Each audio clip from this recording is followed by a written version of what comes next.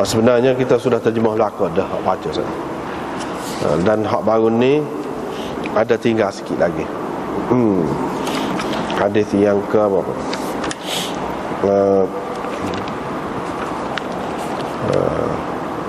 Hadis yang pertama. Yang pertama dalam bab fi tashmitil atis fi shalah.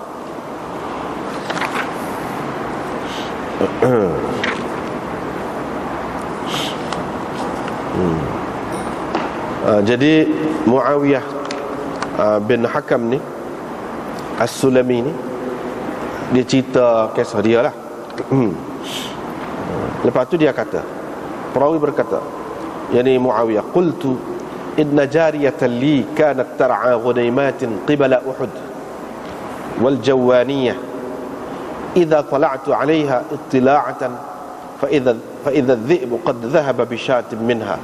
Situ kita berhenti sekat tu, baru ni tak ada anak tu. Dia kata, saya berkata, yakni kepada Nabi SAW, sesungguhnya saya ada seorang hamba saya perempuan yang menggembala beberapa ekor kambing di sebelah Uhud dan sebelah Jawaniyah, nama tempat lah tu. Bila saya pergi melihat dia, rupa-rupanya bila saya menjenguk dia, yakni melihat dia lah, pergi tengok dia, rupa-rupanya serigala telah pun membawa pergi seekor biri-biri ataupun kambing daripadanya. Jadi kambing tu banyak-banyak tu nyabah ke apa ni, serigala seekor. Bila saya pergi tengok, wa ana min bani Adam asaf kama ya'safun.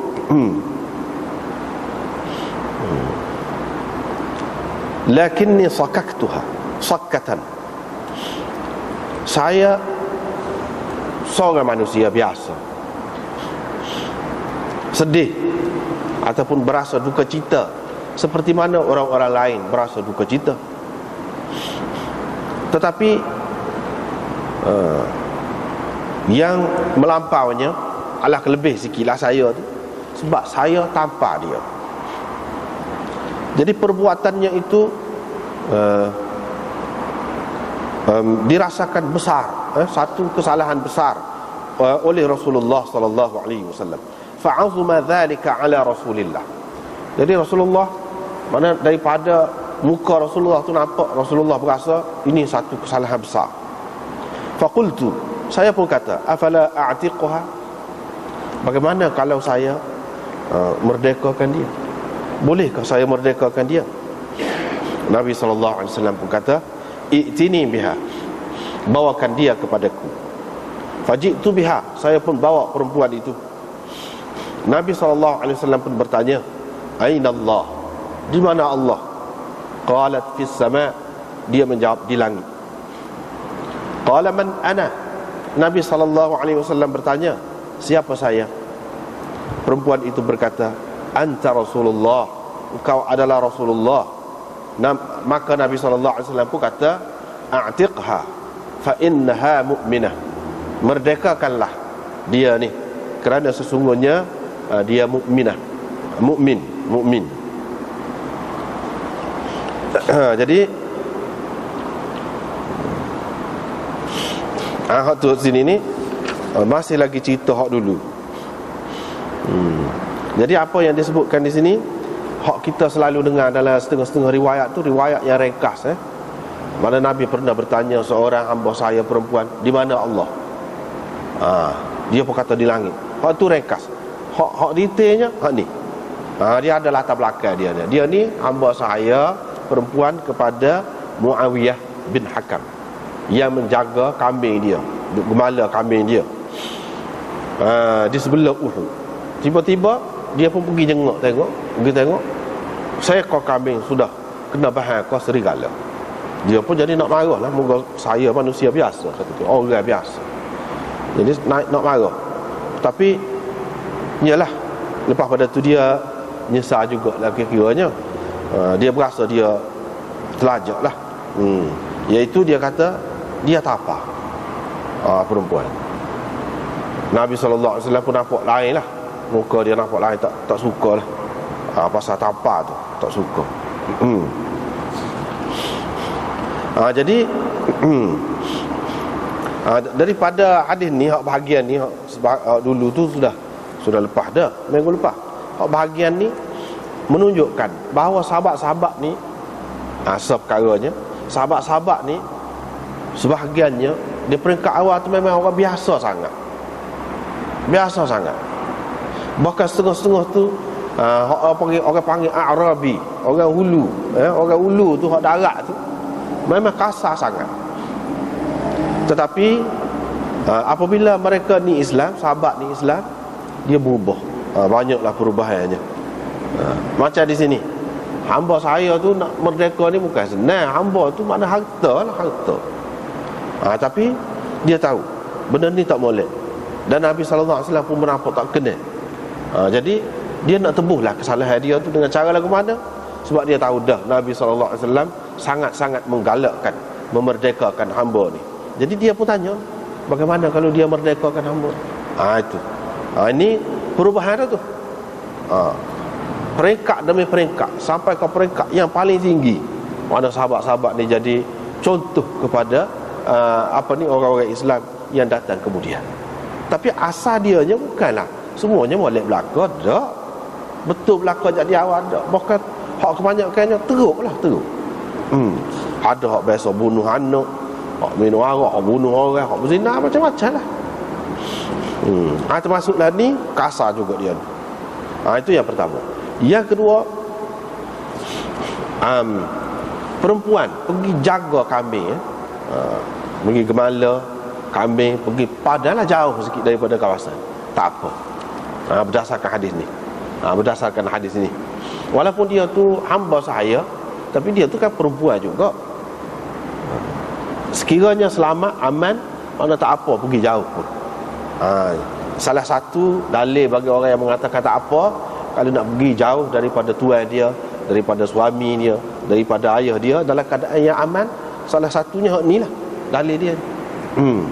Jadi pergi tak apa. Dan buat kerja tu kerja yang agak kasar sikit, tak apa. Kalau kita kan, kalau tempat kita ni mungkin noreh, kalau kita kata pergi noreh, bini dia kau siapa-siapa pergi sore, tak apa dalam keadaan lagu tu. Sekiranya secara umumnya dikira aman lah, aman, maka tak apa. Begitu juga ini hamba, tidak hamba pun isteri orang pun ada juga. Misalnya Asma binti Abi Bakar, dia pergi buat kerja tolong suami dia, junjung barang-barang atas kepala, bawa air jauh pergi. Nabi SAW jumpa dengan dia, Nabi pun berasa itu juga. Dan dia pun berasa macam mana nak pelawar Nabi ni, ajak naik atas kenderaan dia, Nabi duduk jalan kaki. Tapi Nabi SAW tidak, dan sama-sama tidak ajak lah. Tak apalah pergi. Maknanya dia pergi buat kerja juga, cari pitih lah, cari pitih. Daripada hadis-hadis umpama ini, ulama-ulama mengatakan orang perempuan ni boleh keluar rumah sekiranya aman, untuk nak tolong suami dia, untuk nak cari rezeki, boleh. Itulah hadis-hadisnya. Bukan ni hamba, kalau tidak hamba pun ada juga. Keluar maknanya boleh sekiranya aman.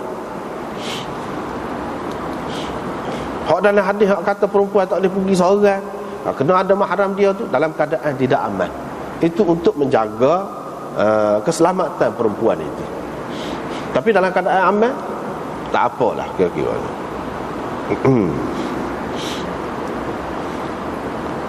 Lepas tu ada lagi hadis Nabi SAW kata akan datang ada perempuan yang datang daripada Sana'a ataupun daripada Hirah. Dalam riwayat yang lain, seorang diri mari buat kerja haji, mari Mekah. Tak ada gangguan siapa-siapa. Maknanya seorang mari. Dan Nabi SAW tak kata gapo, menunjukkan hak dia larang tu, kata tak boleh lebih daripada 3 hari ataupun lebih daripada sehari itu, kerana nak jaga keamanan perempuan tu, keselamatan perempuan itu. Sebab itulah berbeza dari segi hari-hari itu. Ada hak 3 hari, ada hak sehari. Dalam keadaan yang tidak aman sangat, boleh jadi hak perjalanan sehari itu. Tapi kalau hak aman sikit tapi tidak aman benar, 3 hari. Jadi hak tu berbeza-beza. Dalam hadis yang lain pula dia sebut mana perempuan daripada Hirah mari ataupun daripada San'a mari seorang-seorang, tak ada siapa dia pegang. Menunjukkan tak apa, perjalanan jauh tu seorang tak apa, sekiranya aman. Jadi hak tu hak maksud sebenarnya.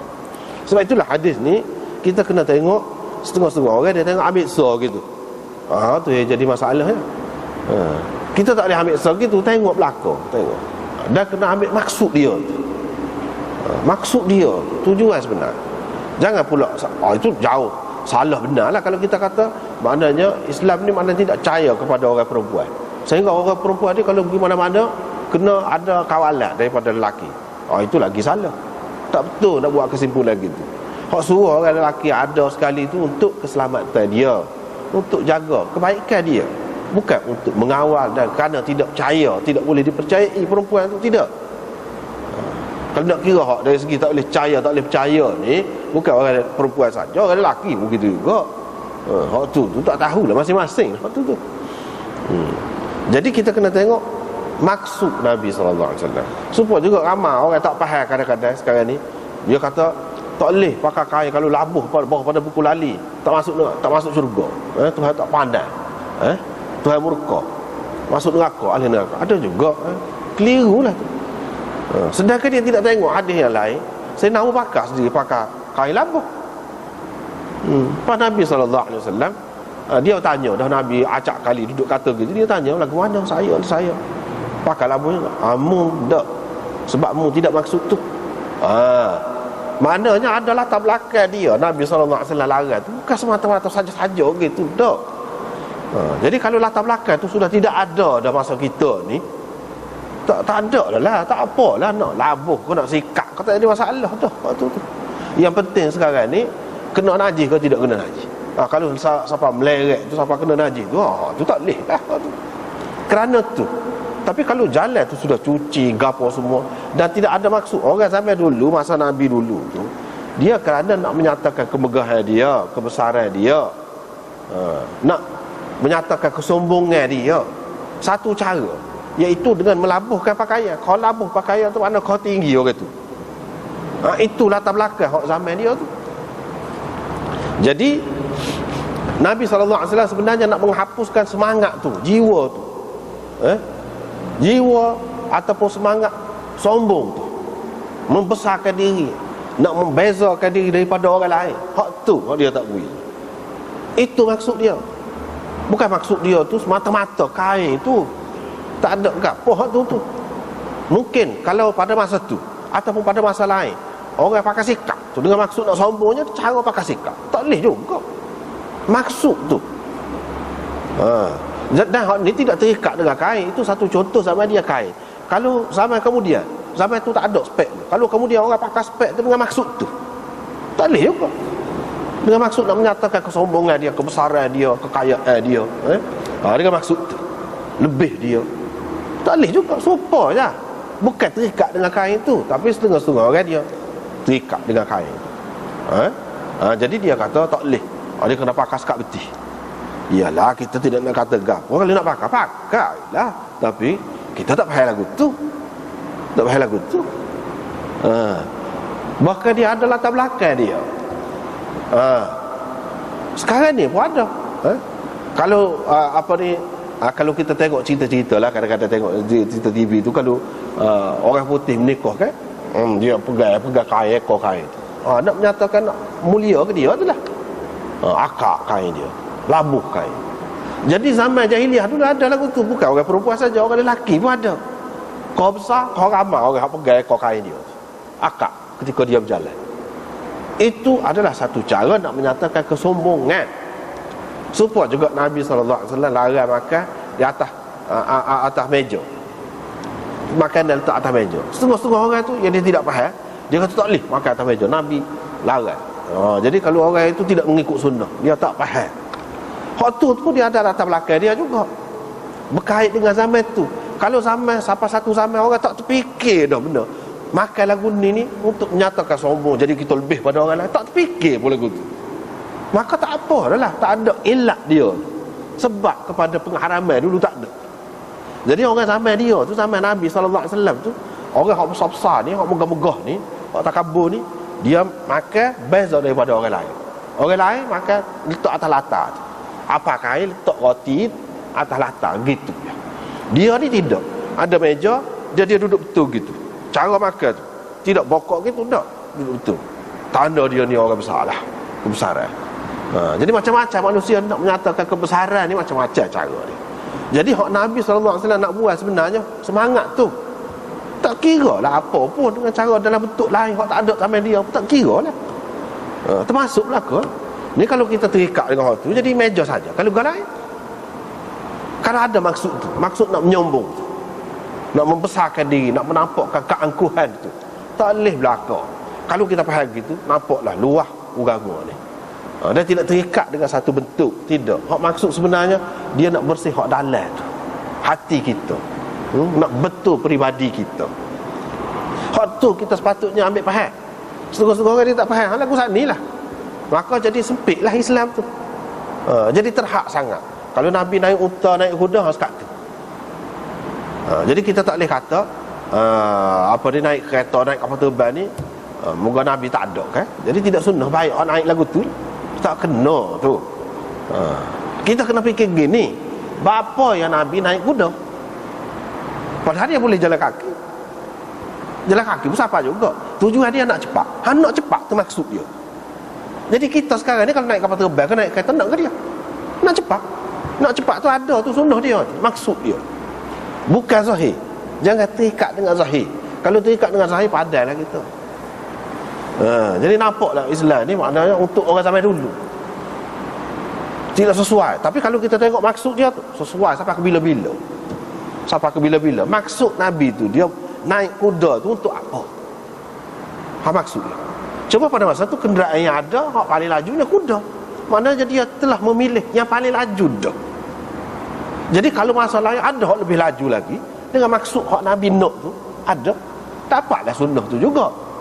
Cuma dari segi zahirnya tak ada. Dari segi zahir, dan zahir tu dia berubah-ubah mengikut zaman. Barulah kita nampak pengajaran Nabi tu sesuai untuk setiap zaman, untuk setiap tempat. Itu yang kedua. Yang ketiga, dalam hadis ni nak sebut mana tak bui Nabi SAW tak kenal tapah. Itu peringatan tu kepada kita, kalau boleh elakkan, jangan tapah. Kalau nak pukul-pukul lain lah, pukul lain pukul punggung ke, tempat hak keras-keras sikit tu, tebal-tebal sikit tu, jangan tampar. Tampar ni Nabi SAW tak benar. Bukan dalam hadis ni saja, dia tidak kena dalam hadis yang lain pun ada banyak sebut itu. Ada banyak sebut. Itu yang ketiga. Yang keempatnya, di sini Nabi SAW tanya perempuan itu, Aina Allah, di mana Allah? Dia kata fis sama, di langit. Di langit. Dalam syarah ni kita tengok, dia kata maksud dengan kata di langit itu nafyul uluhiyah anil asnam, iaitu dia menafikan ketuhanan berhala-berhala dan lain-lain selain daripada Allah. Wa i'tiqadu wujudihi, dan dia percaya adanya Tuhan. Wa 'azamatihi, keagungan Tuhan dia percaya. Wa 'uluwihi, dan ketinggian Tuhan tu dia percaya. Lal jihah, di sini bukan maksud Allah tu dari atas. Itu dia. Bukan maksud Allah tu dari atas. Bukan maksud tu. Hak ni, ini orang panggil dalam syarah ni, dia pilih dia pilih huraian mengikut cara khalaf, iaitu takwil. Ni takwil ni. Yang kedua ni takwil. Iaitu mana di langit. Di langit tu maksud dianya nak menafikan ketuhanan selain daripada Allah. Dan dia percaya Tuhan ni maha agung, maha tinggi. Bukan nak kata di langit ni maknanya Tuhan duduk di atas langit, mana ada bertempat begitu. Bukan. Itu cara khalaf. Cara salafnya, dia kata fis sama, di langit. Langit ni alik wadah, alik bawah, alik atas. Dia kata Nabi SAW tak bantah tu, tak kata gapo. Dia tidak kata salah tu, dan itu menunjukkan tempat. Walaupun salaf ni juga dia mengatakan kalau kata di langit pun jangan kita anggap itu sebagai tempat. Tuhan mengambil tempat, maha suci dia daripada bertempat. Dia tidak menyerupai makhluk. Kalau ada atas bawah gitu, serupa dengan makhluk, kita faham gitu, salah. Cuma dia kata atas, Nabi tak kata gapo, atas yang sesuai dengan dia. Gitu. Kita serah ke dia. Apa maksudnya? Tapi Nabi tak bantah. Perempuan tu kata gitu. Gitu. Supaya hak kata Tuhan ada mata, ada tangan yang layak dengan dia. Tak usah takwil, dia kata. Tak usah takwil tangan tu dengan kuasa kau gapo kau, tak usah takwil. Dia kata ada tangan. Tapi tangan yang layak dengannya. Serah ke dia. Lagu mana? Tapi sama sekali tidak serupa dengan makhluk. Serupa juga dia kata di langit. Di langit ni kalau kita kira hak biasa, mana macam makhluk lah. Ada atas bawah. Tapi Nabi SAW tak bantah tu. Jadi dia kira sesuai dengan dia. Gitu.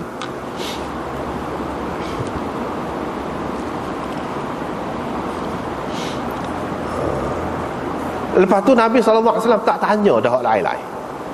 Untuk jadi mukmin ni sekadar tu pun padan dah. Dia tidak tanya pula, mu kata di langit tu dengan maksud gapo? Dengan maksud menafikan ketuhanan benda-benda lain selain daripada Allah. Dengan maksud mu percaya bahawa Tuhan tu ada dengan keagungan dan ketinggian dia, gitukah? Dia tak ada tanya. Sekat tu. Dengan sebab itu Ibnu Abi Jamrah dalam kitab dia syarah kepada Mukhtasar Sahih Bukhari dalam Bahjatun Nufus dia kata, sebab itu sebahagian ulama ahli sunnah wal jamaah mengatakan orang awam ni kalau dia tak tahu setengah-setengah sifat Tuhan tak apa. Setengah-setengah sifat Tuhan kalau dia tak tahu semua, tak apa, dia masih Islam, dia Islam lagi. Cumanya jangan dia sabitkan sifat yang tidak sesuai dengan Tuhan. Jangan lagu tu. Kalau siapa lagu tu tak boleh. Sebab tu kok mana-mana pun kena ngaji lah. Kena ngaji. Jangan sampai menyabitkan sifat bukan Tuhan kepada Tuhan. Jangan lagu tu. Tapi kalau dia pegang secara umum Tuhan tu mempunyai sifat-sifat yang sempurna secara umum gitu, dan dia tidak tahu secara terperinci, tak apa. Tak apa, dia Islam lagi, mukmin lagi. Sebab apa? Di sini Nabi SAW kata fa innaha mu'minah. Dia tidak ada perincian itu. Dan daripada sini juga maknanya setengah-setengah ulama yang mengatakan tidak mesti orang setengah-setengah orang berpendapat. Memanglah ada pendapat tu, betul juga cara dia. Dia pegang lagu tu.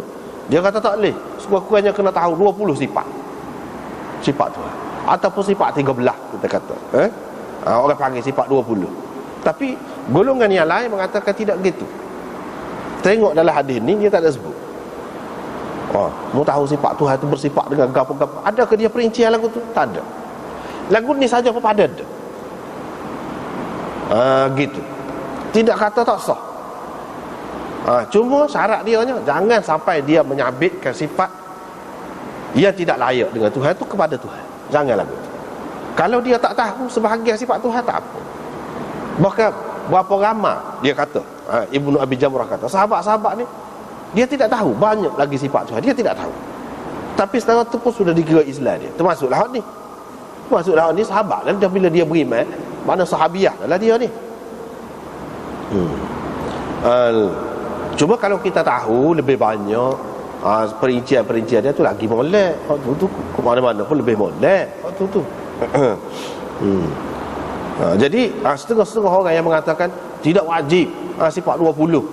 Kalau ada cara lain belajar untuk kenal Tuhan dan boleh kenal molek, tak jadi masalah. Tak jadi masalah. Itu. Tapi setengah-setengah orang dia kata tak boleh, mesti kenal lagu ni. Kalau tidak kenal Tuhan. Jadi orang pihak yang pertama tadi dia kata lagu mana ni, kalau kita tengok dalam hadis ni tak ada royak cara sifat 20 hak kemudian. Walaupun sifat-sifat tu memang ada di dalam Quran ke apa, dalam hadis memang ada, tapi cara tu tidak ada. Jadi kalau ada cara lain yang boleh kita kenal Tuhan dengan sifat-sifat dia, tak jadi masalah. Cara tu masalah cara tu. Cuma kadang-kadang dalam masyarakat kita dia jadi tegal benda gini kan. Hak satu pihak kata tak boleh, mesti kena sifat 20. Hak satu pihak kata tak boleh, tak sah sifat 20 tu, kena cara lain. Tu pada anak tak kena tu, terlajak belakang. Boleh sifat 20 pun boleh juga. Hak sifat 20 tu salah kau. Cara kau dengan Quran je. Cuma dari segi kaifiat, cara tu tak apa hak mana-mana pun.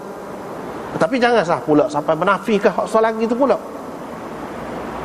Jadi kalau tidak secara sifat 20 pun, kalau dengan cara belajar Quran, belajar hadis, tidak dengan melalui cara hak tu, boleh juga.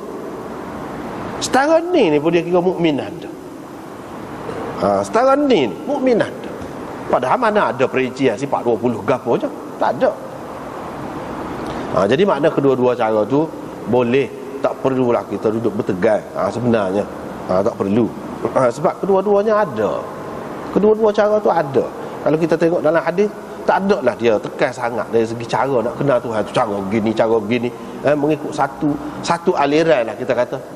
Tidak ada lah. Yang pentingnya kita kenal, kita tahu Tuhan tu bersifat dengan sifat-sifat yang sempurna. Tentu sekali kalau orang yang baca Quran, baca hadis ni, jumpalah sifat-sifat tu, jumpalah. Dan kalau nak kira sifat tu, bukan 20 saja hak wajib percaya. Hak 99 nama Tuhan tu tidak sifat kan. Ulama kata bukan 99 saja, lebih lagi pada tu hak tidak termasuk dalam 99, macam Zid Paul dan lain-lain lagi. Mana orang ramai ni tahu?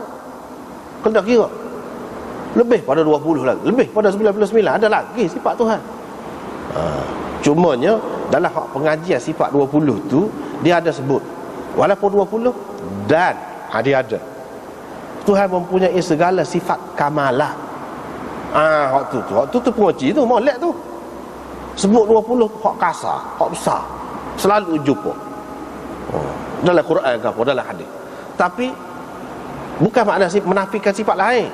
Jadi setengah-setengah orang tu dia kata orang yang belajar cara sifat 20 ni dia menafikan sifat Tuhan hak lain. Tak kena lagu tu.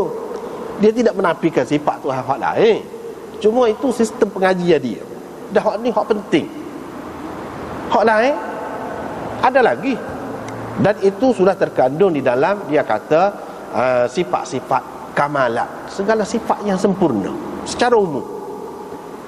Secara umum. Cuma dia ada pembahagian dia. Dia ada iman mujmal, ada iman mufassal. Iman mujmal, ada iman mufassal. Jadi ulama-ulama usul ni kadang-kadang dia bagi hak kita kena tahu secara terperinci selama mana rasul-rasul ni. Dia kata 25 misalnya. Apakah rasul tu 25 tu saja? Tak. Tetapi hak kita kena tahu mana dari segi nama dia tu secara tafsil, itu mengikut hak dia pilih. Tetapi ada lagi yang lain kata kalau dia tidak tahu salah seorang daripada hak 25, dia tak tahu nama, dia Islam lagi, bukan tak sah iman dia. Sebab hak tu pun dia panggil termasuk dalam furu' akidah dah. Walaupun akidah tapi furu', cabang-cabang boleh khilaf lagi situ tu. Sehingga kalau orang tu tak tahu salah seorang nama Nabi tu, dia masih beriman lagi. Supaya dia tidak tahu sebahagian sifat Tuhan, dia tidak tahu, dia mukmin. Supaya Ibnu Abi Jamrah kata tadi, kalau kita faham gitu kan senang. Tapi setengah-setengah orang ni dia kata tak boleh, kalau tak mengaji cara ni tak sah. Itu jadi melampau tu. Jadi sesoalan satu cara saja, sesoalannya Nabi SAW ajar lagu tu dengan mementingkan, mengutamakan hak tu. Hak tu masih khilaf lagi. Hak tu masih khilaf lagi. Dengan sebab itu kita kata tak perlu ketat sangat masalah ni. Sama ada Allah ke sifat 20 ke, ataupun Allah ke hak tauhid uluhiyah rububiyah ke, boleh berlaku mana-mana. Boleh berlaku. Sebab apa?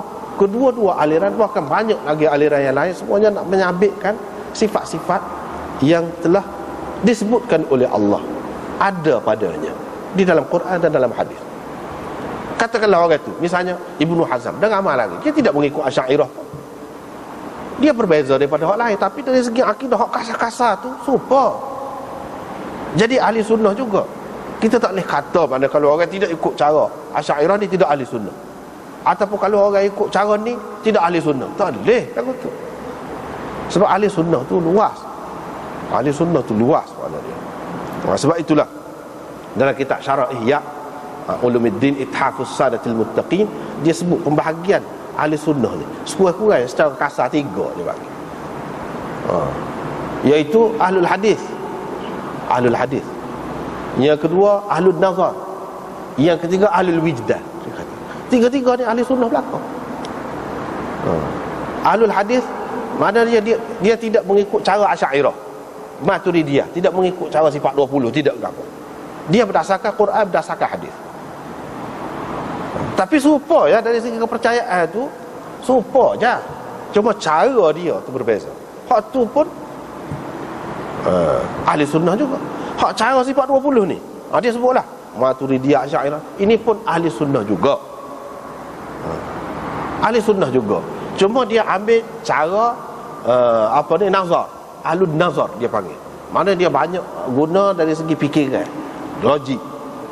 Dari segi logik dia guna gitu. Tapi asasnya kok mana-mana Quran sunnah juga. Tidak kata nazar ni macam Mu'tazilah, guna akal semata-mata. Sampai 3 ke tepi ke Quran dan sunnah. Tidak lagu tu. Imam Abdul Hasan Al-Asy'ari lain-lain tidak lagu tu. Mana bahkan asas dianya Quran dan sunnah juga. Cumanya cara dia nak menghadapi masyarakat pada masa tu banyak kena guna falsafah, guna mantik sesuai dengan zaman dia. Itu tak jadi masalah. Dan yang ketiga ahlul wijdan, yang ni puak-puak tasawuf. Hak tu pun ahli sunnah juga. Tapi dia ada kaedah dia lah. Ahli tasawuf pun maknanya yang terikat dengan Quran dan sunnah juga. Itu asas dia. Kalau siapa tasawuf tu siapa menganggap mimpi tu jadi hujah, itu tak betul tu, tak boleh. Mimpi tu jadi hujah dalam agama, tak boleh. Kasyaf tu misalnya kita kata jadi hujah, tak ada, tak betul selalu kalau begitu. Tapi kalau selagi dia berpandukan Quran dan sunnah dan disokong dengan pengalaman ruhani dia, itu tak jadi masalah. Ahli tasawuf lagu tu, ahli sunnah juga. Kalau kita pakai ni kan senang, tidaklah jadi bala sibuk, jadi tegang, tak ada masalah. Semuanya sama-sama kita belakang. Cuba kena sikit. Tapi kadang-kadang hak ni kata Asy'ariyah ni sesat. Tak kena tu lagu tu. Tak kena tu, terlajak tu. Hak ni pula kata Ibn Taymiyah tu sesat. Tak kena. Sepatutnya tak salah lagu tu lah. Kita kena tengok hasil dia tu. Hak dia terima tu ada beza. Kalau hak dia kata Tuhan Maha Kuasa, hak tu kata lagu mana? Lagu tu juga. Cuma cara dia lain. Kalau hak ni kata Tuhan Maha memberi rezeki, Ar-Razzaq, semua terima. Kenapa dia hak beza? Dari segi pendekatan tu cara saja. Cara saja. Benda sama hak nak tu. Hak pegang tu menjadi pegangan hidup sama. Ahli sunnah belaka. Jadi kalau kita kadang-kadang cekoh benda gini ni, orang nampak ahli sunnah ni tak serupa, tak sekata. Ini kerana keliru. Imam Abdul Hasan Al-Asy'ari pada sebenarnya dia pun salaf juga dari segi etikad dia tu sendiri, pegangan dia serupa dengan salaf juga. Cuma dia pilih satu cara lain untuk menghadapi orang sezaman dia, orang semasa dia. Dan itu tak jadi masalah. Tak jadi masalah. Kita tak boleh kata dia tidak guna cara Nabi ke apa. Tak jadi masalah tu. Kalau kita nak tarik orang yang bukan Islam, dia tu ahli sains, kita gunakan sains, menguatkan Islam, membuktikan Tuhan tu ada. Apa salahnya? Walaupun Nabi tidak ajar lagu tu. Asalkan nak menyabitkan Tuhan tu ada, Tuhan tu sedia kala, Tuhan tu kekal, Tuhan serupa. Asalkan nak menyabitkan waktu tu, tak kira lah cara tu. Zaman dulu dia berhadapan dengan puak-puak ahli falsafah. Zaman sekarang ni mungkin dengan ahli sains. Hak tu jadi masalah. Jadi kalau kita bawa ni tak jadi masalah.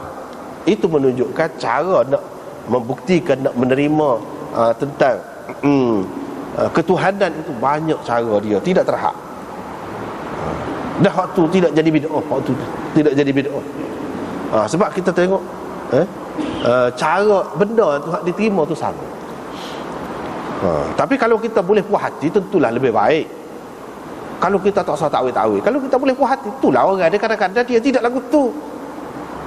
Jadi kita nak berhadapan dengan hak lagu sani tu, hak banyak soal tu lagu mana? Setengah orang dia kata dah Tuhan kata kalamullah, Quran tu kalamullah, selesai. Tersedebahlah kalamullah. Dah kalamullah qadim tu. Hak ni pun ada sakit kepala. Dia kata qadim tu lagu mana boleh kita baca, kata tidak bersuara. Ni kita nak baca lagu mana? Tu perlu bahas tu. Ada orang yang memang dia tak kisah. Dia kira isi pengajaran.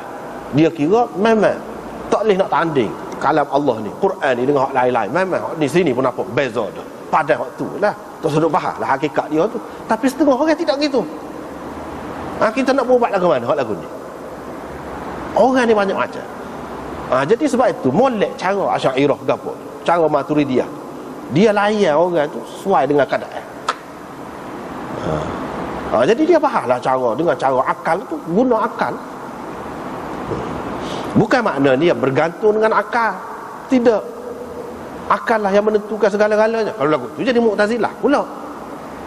Tidak. Yang menentukan segala-galanya Quran, itu asal. Cuma nak suruh orang ni jadi terima dengan puas hati, dengan tenang. Lagu mana cara? Kita kena bagi contoh-contoh hak semasa yang dia boleh faham. Gitu. Jadi itulah yang dilakukan oleh ulama-ulama Asy'ariyah dan Maturidiyah tu sebenarnya dengan maksud tu. Bukan dengan maksud nak menetapkan satu cara tu mesti lagu tu sama kamu sampai ke bila-bila. Tidak. Hak dia hendaknya isi tu, isi. Kalau mari cara lain membuktikan apa nama ni, kewujudan Tuhan, kebesaran Tuhan tu melalui sains, ilmu sains, apa salahnya? Walaupun kita tidak pegang dengan sains tu, hak pegang Quran tu. Tapi untuk memuaskan hati orang hak jenis mengaji cara lagu tu, boleh tu waktu tu. Walau bagaimanapun sini kita nampak dia tak ada perincian tu. Dia kata fis sama sudah. Dia isyarat. Dalam riwayat lain dia sebut dia isyarat ke langit.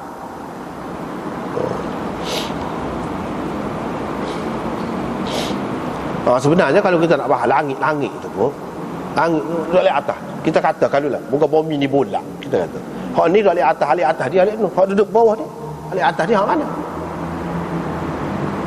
Hak duduk bawah dia, bawah lah pula kita kata. Jadi atas bawah tu tidak ada maksud di sini, selain daripada nak menyatakan kebesaran Allah Subhanahu Wa Taala, kewujudannya yang berbeza daripada yang dipercayai oleh orang-orang pada masa tu, hak ramai, iaitu kepercayaan kepada penyembahan berhala. Tuhan ni hak duduk di bumi ni, hak tu.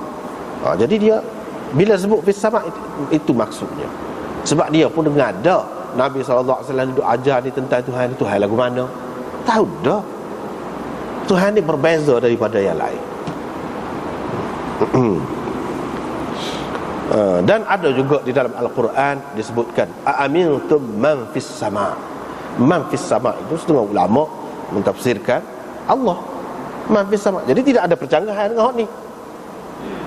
Tetapi fis sama tu serupa lain-lain lah, termasuk dalam mutasyabihat lah. Kalau kita tidak kata man fis sama tu, man itu maksudnya malaikat, kita kata Allah yang layak dengan dia lah, yang layak dengan dia. Gitulah kalau cara salah tu. Jangan kita kata fis sama itu mana duduk langit yang 7 ke langit yang ke berapa ke. Jangan kita kata lagu tu. Cuma secara umum dia sebut gitu supaya dia kata ada tangan. Ada tangan gitu je lah. Tapi tidak serupa dengan makhluk. Tidak serupa dengan malaikat duduk atas langit misalnya. Tidak serupa dengan syurga duduk atas latah lagi pada langit yang 7 misalnya. Tidak lagu tu. Jangan percaya gitu. Kalau percaya lagu tu rosak. Lepas tu dia tanya, Man ana, siapa saya? Perempuan tu kata, anta Rasulullah, engkau adalah Rasulullah. Nabi SAW berkata, merdekakanlah dia, kerana dia sesungguhnya mukmin. Sesungguhnya dia ni mukmin. Berarti mukmin dah lagu tu. Jadi kita kata kalau orang tak tahu cara lagu ni, tidak mukmin, canggah dengan hak ni. Canggah dengan hak ni. Sebab tu kadang-kadang ahli hadis ni dia tidak setuju dengan pendapat setengah-setengah tu, terikat sangat. Sebab apa, mana ada ni perincian setengah tu je. Setengah tu dia kata mukmin dah. Dia pasti ke sini dia tahu rasul-rasul yang lain 25 rasul tu ke, ataupun sifat-sifat tu yang lain tak ada. Setengah tu padan dah. Di situ kita nampak kemudahan Islam ni. Dari segi akidah pun mudah. Tidak kata payah. Tidak kata payah. gapo-gapo pun mudah. Sehingga dalam akidah pun mudah lagu tu dah. Cukup dah. Mukmin dah. Jadi kalau kita kira nak kafarah, setengah-setengah tu dia kena syarat mukmin nak merdekakan hamba tu. Tapi kalau memerdekakan saja-saja gitu, tak apa, hamba gapo-gapo pun. Tapi kalau nak sebagai bayar kafarah, setengah-setengah kafarah tu dia kena mukminah.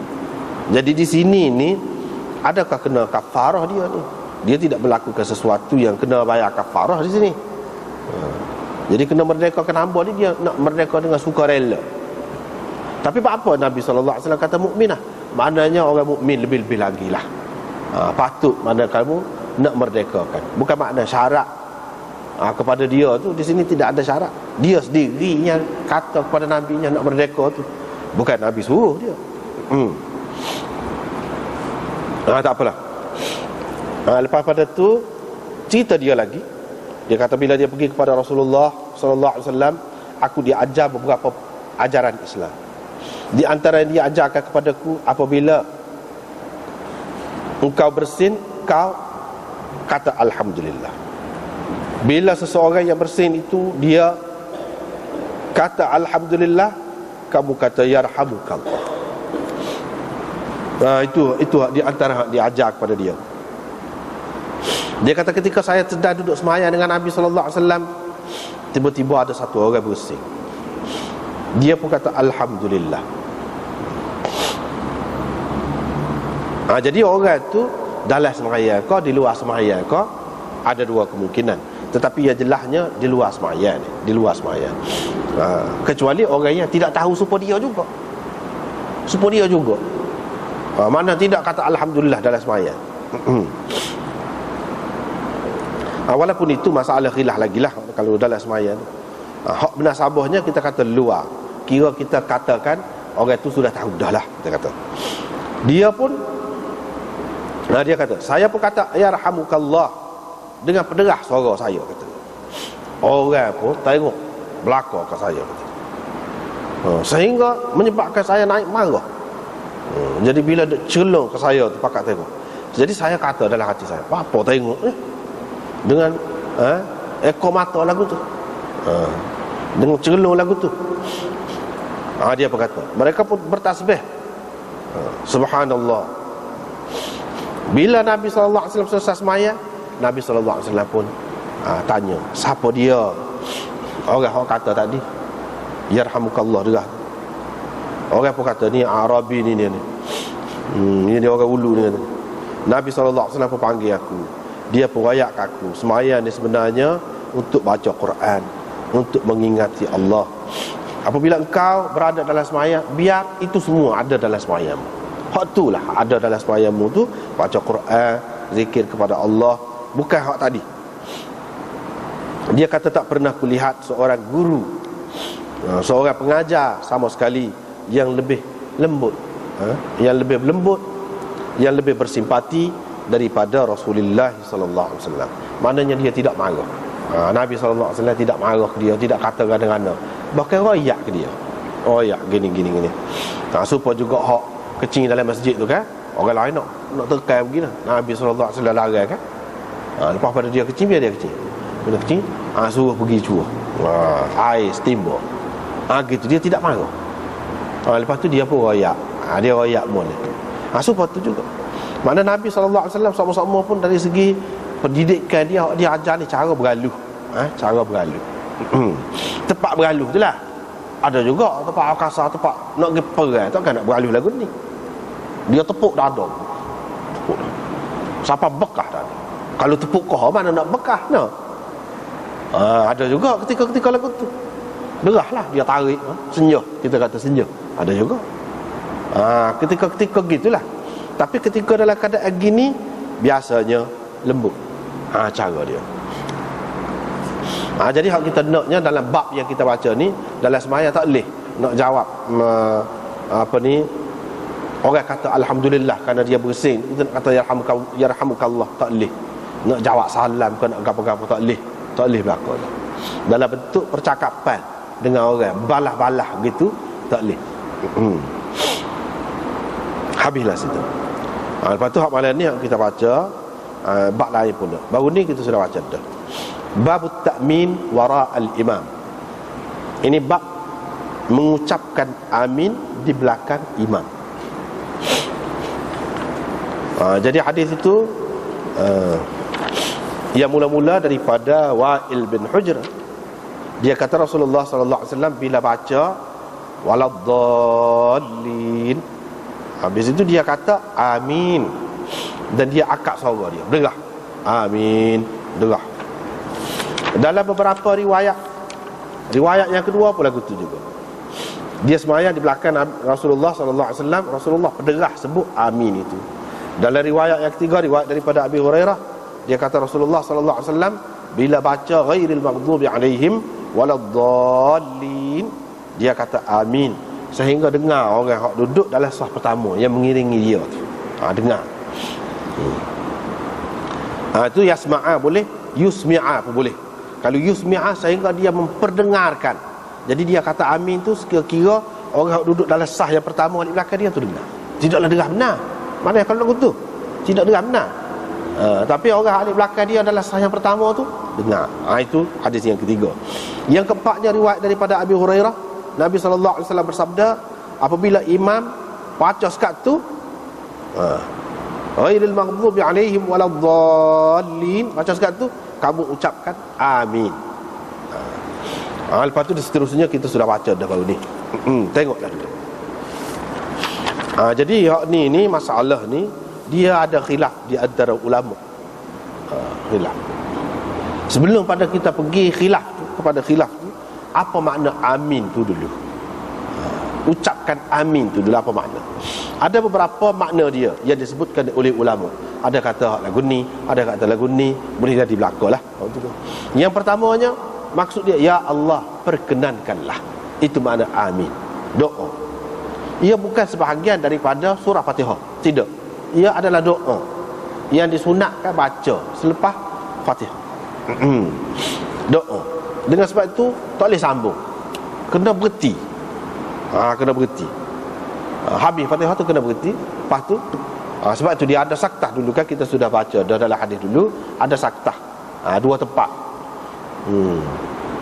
Salah satunya lepas pada dia sebut ni, dia berhenti. Jadi sebab apa? Sebab nak sukulah moga ni bukan sebahagian daripada Fatihah. Makna dia ya Allah perkenankanlah. Itu yang pertama. Yang keduanya lain-lain maknalah yang lebih kurang gitu. Ada pendapat ulama. Yang ketiganya liyakun kadzalik, biarlah begitu. Biar jadi gitulah. Makna dianya amin tu. Jadi hak minta dengan Tuhan kan, ihdinas siratal mustaqim siratal ladzina an'amta alaihim, dan seterusnya. Biar gitulah. Biar jadi gitulah. Maknanya. Ada juga ulama yang mengatakan yang keempatnya maknanya terimalah.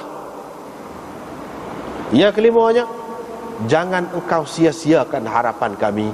Itu makna amin itu. Jangan kau sia-siakan harapan kami. Yang keenamnya, tidak ada orang yang mampu memberikan apa yang diminta tadi dan menghalang daripada apa yang diminta supaya dijauhi tadi selain daripada engkau. Tak ada yang berkuasa untuk nak beri petunjuk, nak beri hidayah kecuali engkau. Ada juga ulama mengatakan amin itu salah satu rahsia Allah Subhanahu Wa Taala yang tidak diketahui kecuali makna dia kecuali oleh Allah. Ini adalah salah satu rahsia Arash, kanzum min kunuzil arsh. Salah satu rahsia daripada rahsia-rahsia Arash. Mana tidak diketahui oleh sesiapa pun kecuali oleh Allah. Jadi Allah ajar, suruh Nabi dia ajar. Oh ya, katalah. Jadi kita akan tahu maknanya kira-kira esok. Banyak perkara kita tidak tahu lah ni akan diberitahu kepada kita besok. Dan kelebihan banyaklah. Hak kita tidak tahu, kita percaya juga, terima. Esok kita akan dapat tengok. Hak tak boleh tengok lah ni, Tuhan tak boleh tengok. Tak boleh tengok. Selagi hidup tak boleh tengok. Esok dalam syurga tengok, dia beri tengok. Hak tak boleh tu boleh. Takut-takut jadi tak boleh langsung. Arak tak boleh minum orang Islam. Larang. Gelar tak boleh pakai. Saya sebut boleh dalam syurga, boleh. Dalam hadis-hadis disebutkan boleh. Maknanya takut kita duduk muskil. Lagu mana? Jadi tempat dunia ni tidak sesuai, tidak layak untuk perkara-perkara itu. Termasuklah kalau kita terima pendapat orang ni, dia kata ini rahsia. Kalau rahsia, ialah tak tahu.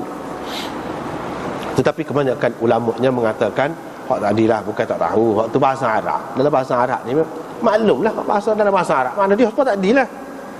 Banyak-banyak tadi tu. Kalau ada lagi hak rahsia lagi, tu akan royak lah. Tuhan akan tunjuk kepada kita.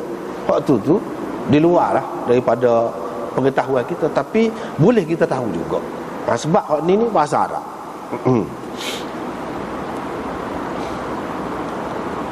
Dan sebenarnya bukan bahasa Arab saja. Nabi-nabi dulu, orang Yahudi pun dia amin juga. Orang Yahudi pun apa namanya, ketua agama dia kata baca gini, amin juga dia. Amin juga.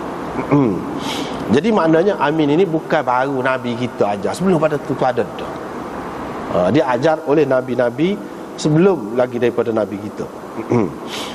Baiklah. Sekarang ni hak baca amin ini dalam sembahyang, di belakang imam. Bapa Imam Abu Daud buat lagu ni tajuk. Sebab kalau sembahyang seorang memang ada. Sembahyang seorang memang ada. Baca. Kalau jadi tu imam, pun ada juga. Kalau duduk alik belakang tu imam. Imam Abu Daud nak royak sekara sini. Derah kokoh kata amin ni. Tu ada khilaf. Sebab tujuan Imam Abu Daud buat kitab dia ni, dia nak royak dalil bagi masing-masing ulama. Hak ni kata gini. Jadi khilaf tu mana dalil dia? Dalil dia. Ni. Misalnya dia sebut hadis kita baca ni, kalau kita baca sekali lalu gitu, tak faham, tak tahu. Hadis yang pertama, yang kedua, yang ketiga tu tak apalah. Hak tu baca derah, sebut derah amin tu. Tapi ada hadis Abu Hurairah. Nabi sallallahu alaihi wasallam kata, bila imam sapa ghairil maghdubi alaihim waladdallin, kamu kata amin. Kamu kata. Mana tu imam tak kata. Kamu tu makmum. Itulah Imam Abu Daud. Dia ayat ni beza ulama. Imam Malik hak kata, tu imam tak kata, makmum saja kata. Dia pegang dengan hak ni lah. Ada juga sini dia mari belakang. Jadi tu imam tak kata. Lepas tu kalau kata tu pula kata derah kokoh. Situ ada khilaf pula. Sebab tu dia mari.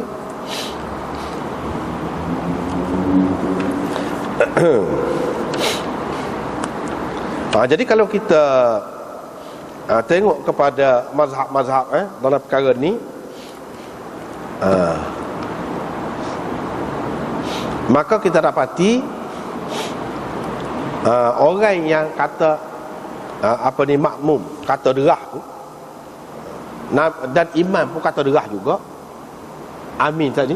Mana dalil dia? Hak ni lah dalil dia. Hak pegang begini siapa dia? Imam Syafi'i, Imam Ahmad, Ishaq dan lain-lain lagi.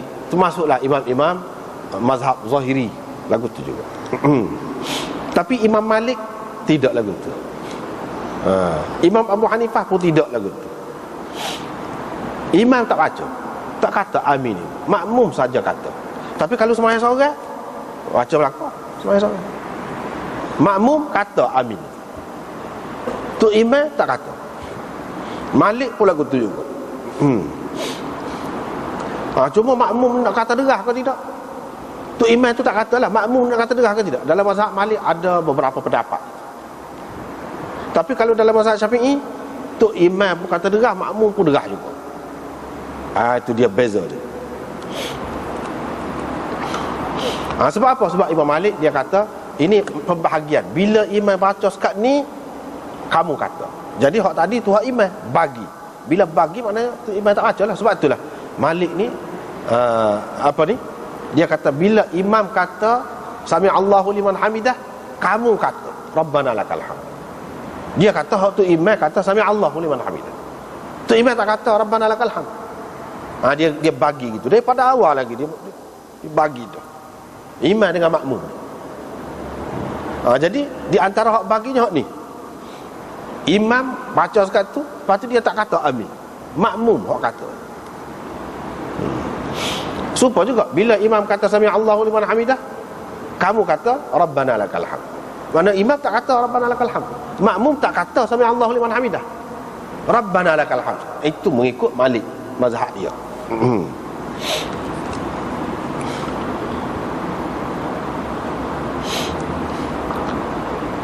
Tapi mengikut Imam Abu Hanifah, tu imam dan makmum baca sebut amin itu, tapi tidak derah.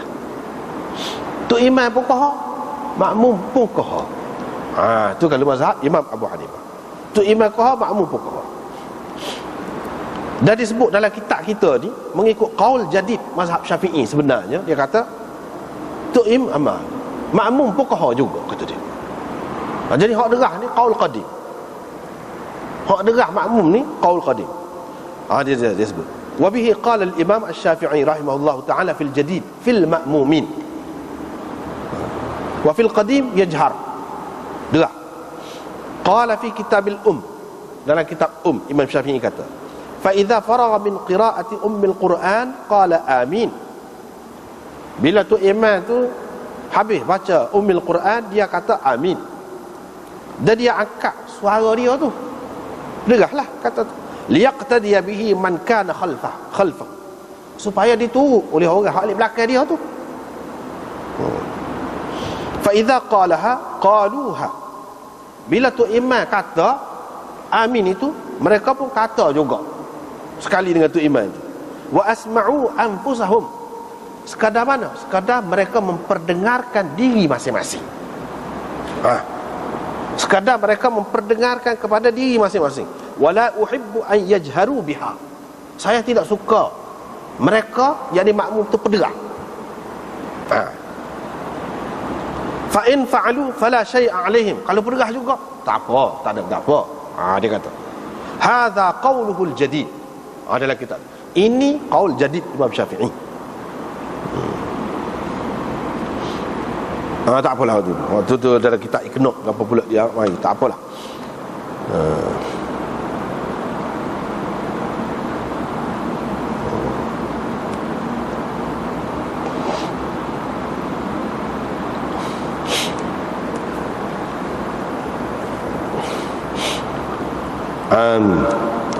Lepas tu amin.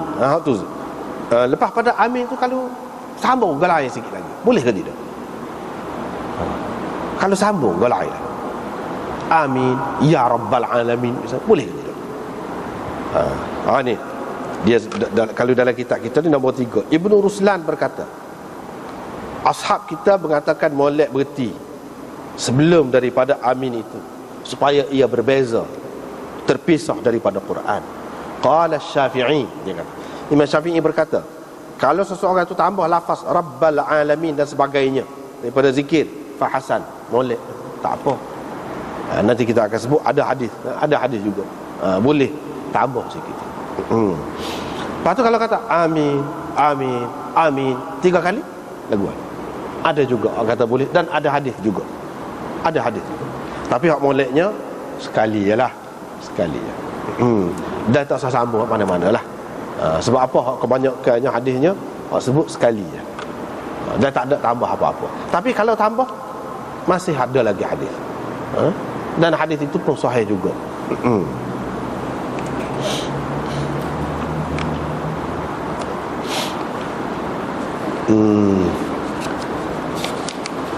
Oleh kerana perbincangan ni panjang, apa kaya tak ada ni, mana ni, masa kita pun tak ada dah, kita berhenti sekat tu lah.